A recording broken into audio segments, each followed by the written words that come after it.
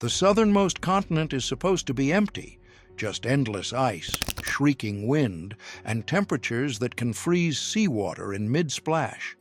Yet on 7th January 1985, Chilean biologist Daniel Torres Navarro brushed aside gravel on Yámana Beach and exposed the rear curve of a human skull. Laboratory tests soon dated the bone to the early 1800s, decades before Antarctica's official discovery. Suddenly, the planet's last uninhabited frontier held a silent witness whose very presence rewrites exploration lore. Who was this young woman? How did she reach a shore no map yet showed? And why has history erased her voyage? Love untangling enigmas like this? Hit subscribe and never miss a mystery.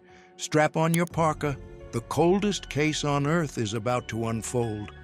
Long before any prow cut the Southern Ocean, Antarctica was anything but a white void. 200 million years ago, it clung to Gondwana, a green continent alive with fern groves and freshwater rivers where early amphibians basked beneath a subtropical sky. But tectonic drift opened the Drake Passage, and a furious circumpolar current spun around the landmass, cutting it off from warmth. Temperatures nosedived, forests fossilized, snow accumulated, and ice sheets thickened until they buried mountains whole. By the time humans appeared elsewhere, the southern pole had become an altitude-high desert of glass-hard wind and minus 60 degrees Celsius nights, an invisible fortress surrounded by pack ice and storms. Sailors would later imagine a balancing terra australis, but the real continent had already sealed itself behind a moat of cold and distance. Across the Pacific, master wayfinders once read swell patterns and star paths like a living atlas. Maori oral tradition tells of Hui Te Aniora, a 7th century navigator who pushed his outrigger into a region of endless mist and sunless days. He spoke of white cliffs rising straight from black water, images that echo tabular icebergs more than volcanic rock. Could a Polynesian canoe have brushed the rim of the Antarctic Circle a millennium before European charts existed? Scholars debate the latitude, citing the absence of artifacts, yet the navigational prowess is indisputable. These sailors crossed 4,000-kilometer gaps to settle Rapa Nui and Aotearoa. If they chased migrating whales or storm-blown birds farther south, their wake may have scratched history's coldest coastline, only to melt into myth.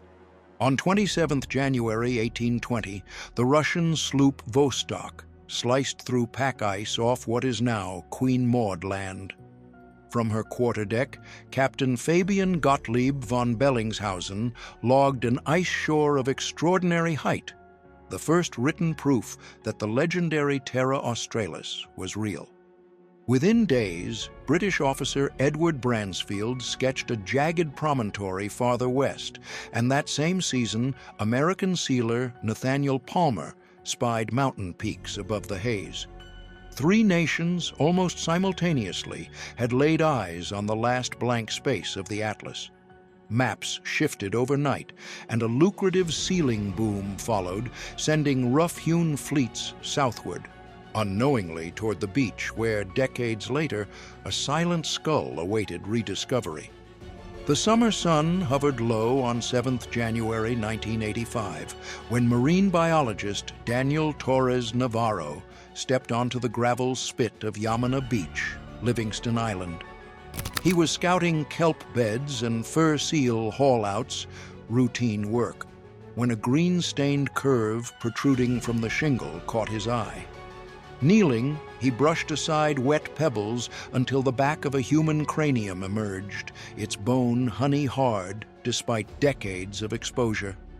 Torres logged the find at 1635 and, over the next hours, lifted additional fragments. A left maxilla with 2 intact premolars, weather-smoothed femur shards, splinters of parietal bone. Field notes record no modern debris, no buttons or coins, only silence, surf, and the ragged breaths of a man realizing history had just shifted beneath his gloves. Radiocarbon assays would later pin the remains to 1819 to 1825, a window that predates Antarctica's first charted landing. Worse, or better yet, forensic metrics, palate shape, cranial sutures, tooth wear, identified a woman in her early 20s, likely mestiza from southern Chile. How had she reached a coastline still blank on every Admiralty map? Torres crated the bones for return to the Instituto Antartico Chileno, but the questions stayed behind, swirling with the spindrift. A lone life, a lost voyage, and a mystery frozen into the continent's edge. Back in Punta Arenas, conservators reassembled the skull and slid calipers across every ridge. The sutures told of a woman barely 20. The shovel-shaped incisors and low nasal bridge pointed to mixed European Mapuche ancestry. Yet, material evidence stopped there. Antarctic treaty protocols barred public photography, so the most tantalizing artifact on the continent exists largely as lab codes and hand-drawn diagrams. Two femurs recovered in 1988 and 1993 were tentatively matched by length and cortical thickness, but definitive proof demanded DNA. Cold should have been an ally.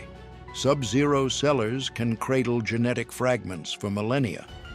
Unfortunately, the sea had had first claim. Salt water seeps into bone, shearing molecules. Freeze-thaw cycles grind what's left.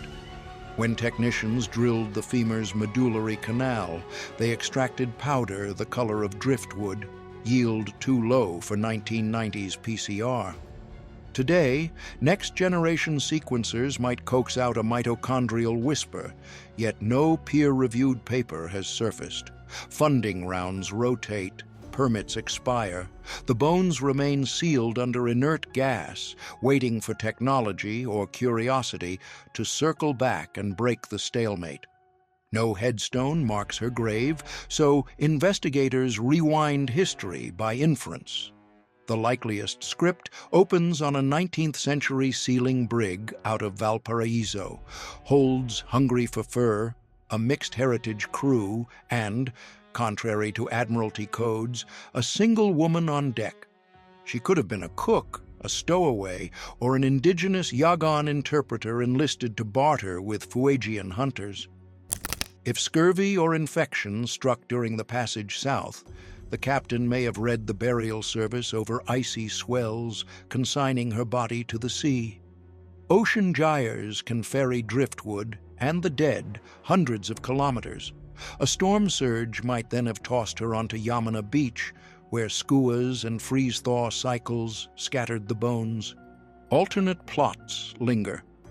Perhaps she was set ashore alive to lighten rations, or abandoned after an accident on the ice. A bolder fringe theory imagines an unrecorded indigenous scouting voyage reaching Livingston Island a generation before charts existed. Absent artifacts, each narrative remains provisional, footprints erased by wind, motives blurred like horizon and sky. Each fragment of the Yámana woman reframes Antarctic chronology. If a sealing crew roamed these waters before 1820, textbooks must shift their milestone from exploration to exploitation. Maritime archaeologists re-examine logbooks once dismissed as Southern Ocean tall tales, while indigenous historians ask whether Mapuche or Yagan mariners were erased from the record by Eurocentric cartographers. Bioethicists, meanwhile, debate the stewardship of human remains on a continent governed by treaty rather than sovereignty.